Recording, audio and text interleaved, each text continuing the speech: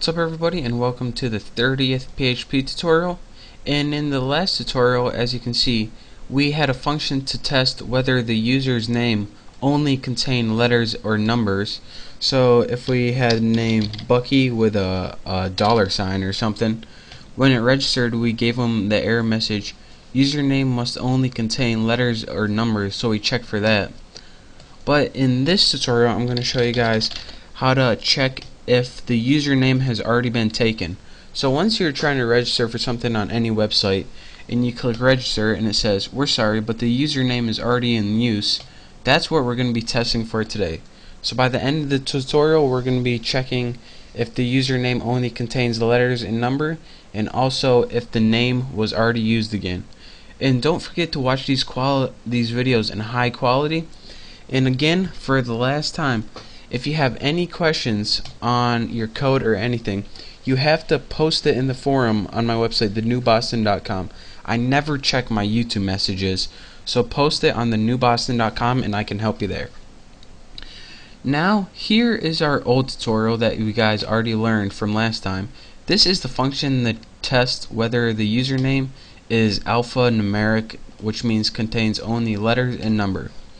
If this is true and it passes this test, we want to make a different test to test for duplicate names like I just showed you. So let's just add a comment so we know what we're doing. Test for duplicate names. I know I spelled it wrong, don't comment me. The first thing we need to do is look in the database to see if the name has already been used or not. So the first thing we need to do for this is make a query or an action to check the database.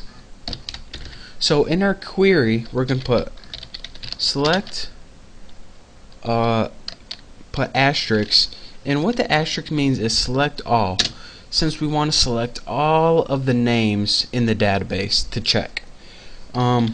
Select all from users, and remember I told you guys to make a table called users where username, and remember I told you guys to make a field in that table called username.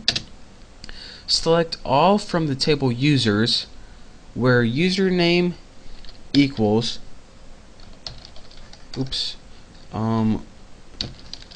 the username is equal to, and we're gonna look for this right here.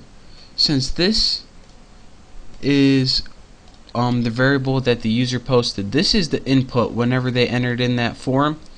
Right here is going to be their name. So I entered white blue 1942 is going to say, alright, select all of the data from the table where the username is equal to whatever name they posted.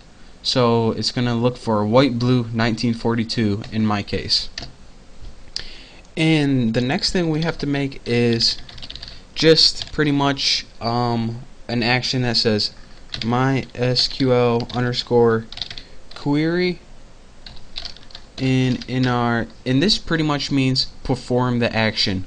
What action do we want to perform? We want to perform query. Since whatever you name this variable right here, that's what goes in this variable. So if you name this variable applesauce, you put applesauce right here. So this is pretty much saying, alright, what action do you want to perform? Go ahead and perform that action. And what this is going to do is, this result is well, I just told you guys, I don't need to tell you guys again.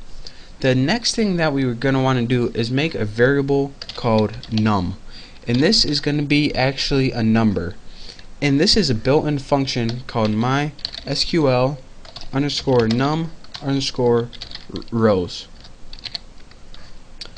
And in your parameter, type in the action where you want to test. And what this is going to do is get all of the rows that your action found.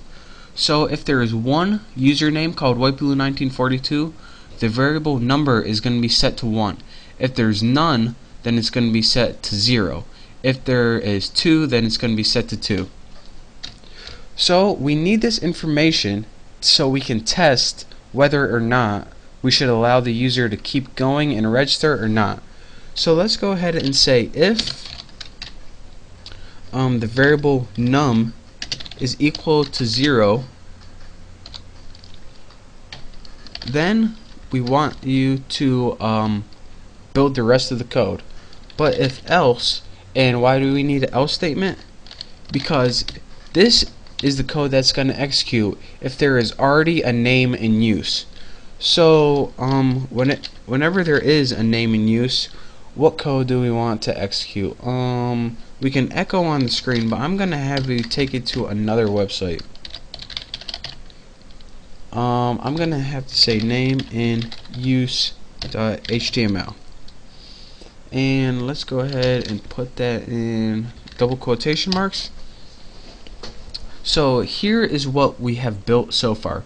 The first thing it's going to do is test if your the name that they entered only contains letters or numbers. If it doesn't, and it contains letters or numbers, it's going to take you to a thing that says invalid name. The next thing we want to do, if it passes the test, then we go on to the next step, test for duplicate names. And it's going to select all, it's going to run through the database and look for all of the instances of the name you posted. And if there are no instances, then we're going to execute this code right here, which we didn't type in yet. This is going to be for the next tutorial. It's going to be a next step. But if there is a name already in the database, then we're going to want to select name in use. So again, right now we have two tests. The first thing we're going to want to do is test if the thing is alphanumeric, and the next thing we're going to want to do is test for duplicate names. And again, to remind you guys one more time, all of this information right here is on my website, thenewboston.com. So if you don't feel like typing all this, just go to my website, thenewboston.com, copy, paste it in your website, bam, there you go. So again, thank you for watching. Make sure to watch these videos in high quality, and make sure to subscribe to my channel. So last, for the 18th time, thank you for watching, and I will see you next time.